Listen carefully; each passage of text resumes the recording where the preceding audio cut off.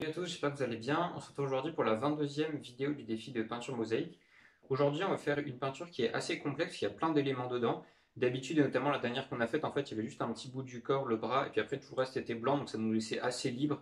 Il n'y avait qu'un seul endroit sur la toile où on avait une valeur qui était définie.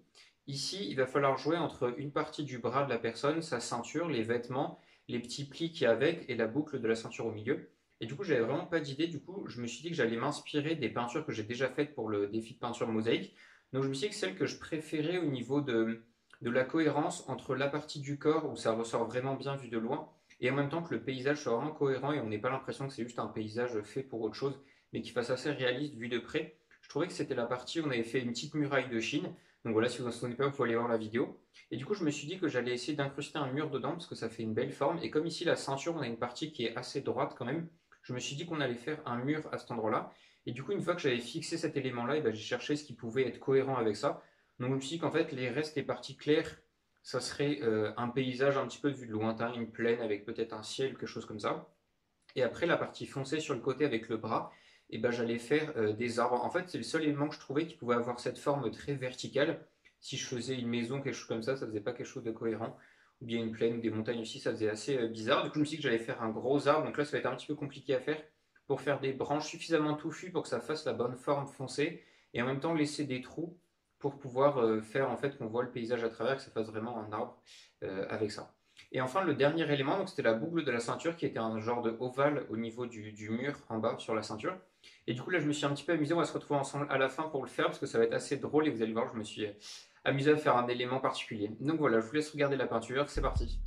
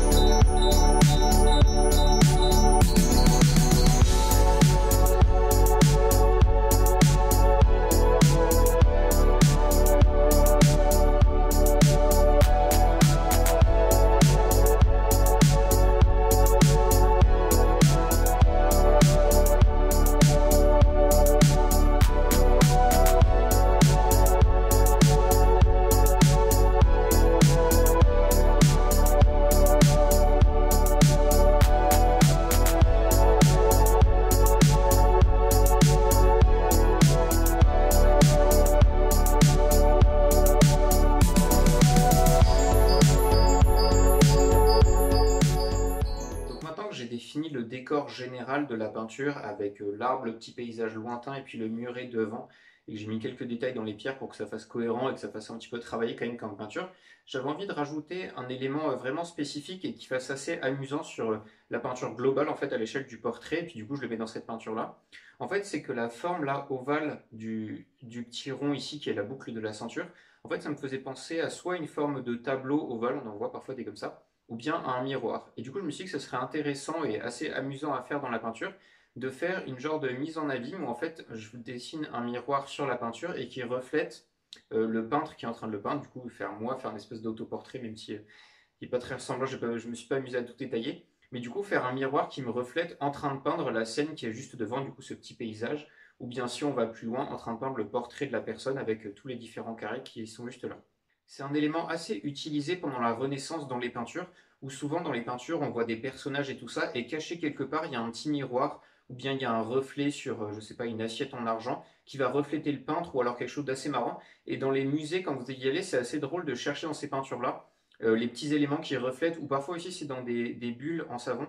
C'était très utilisé pour faire des natures mortes ou dans des paysages avec des personnages. La bulle, parce que c'était assez mystérieux comment ça fonctionnait et tout ça. Et puis c'était vraiment le signe de quelque chose de très éphémère, parce que c'est joli, mais ça se détruit tout de suite. Et du coup, c'est un petit peu semblable à l'art, où c'est très joli, mais ça peut se détruire tout de suite parce que c'est une feuille de papier ou juste un morceau de musique. Donc voilà, c'était une sorte de mise en abîme des artistes en introspection là-dedans. Et du coup, j'ai voulu reprendre un petit peu ce courant en faisant le miroir au milieu de ma peinture. Donc pour le peindre, en fait, c'est assez simple. J'ai commencé à faire tout le tour en doré pour bien que ça ressorte et que ça contraste par rapport au reste de la peinture et donc de loin qu'on voit la boucle de ceinture. Donc j'ai commencé par faire un doré uniforme. Ensuite, j'ai ajouté quelques détails pour faire une ombre en fait sur un côté et qu'on voit bien d'où vient la lumière. Et puis après, j'ai fait tout un tour sculpté en faisant juste de la texture. J'ai pas tout peint à la main en faisant des fleurs ou des formes. J'ai juste fait des petites taches comme ça, un peu aléatoires, comme si je voulais faire un nuage par exemple. C'est un petit peu le même procédé. J'ai fait plein de petites taches avec une nuance plus foncée, puis une nuance plus claire à certains endroits. Et après, j'ai terminé par une nuance encore plus claire avec quasiment que du blanc et un tout petit peu de doré dedans pour faire quelques reflets très légers pour montrer que c'est du métal en fait et que c'est pas juste quelque chose qui a une couleur proche de l'or. Et après, pour passer tout au reflet, et ben en fait, je me suis juste dessiné. Je commençais par faire le paysage de fond où j'ai fait un petit peu similaire que le paysage qu'on peut voir là, parce que ça va être le même endroit, ça va être les mêmes couleurs, donc on est vraiment sur la même couleur tonale. On a le même paysage, la même lumière. Et puis après, je me suis pas au milieu pour montrer que c'est moi qui est en train de peindre la peinture. J'ai recopié mon petit chevalet de campagne, si vous le reconnaissez. Enfin voilà, je me suis fait rapidement.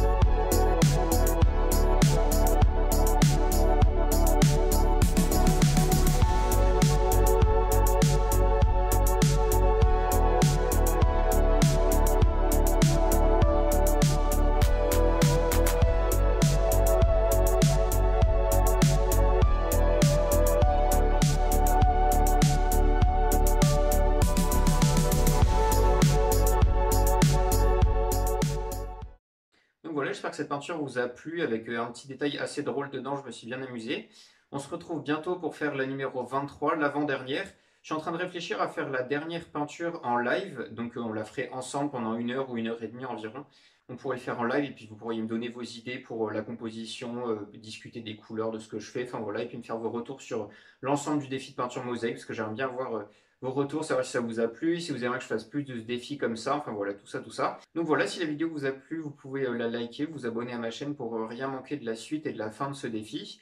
Et puis à la prochaine, on se retrouve bientôt, portez-vous bien, peignez bien, et à la prochaine.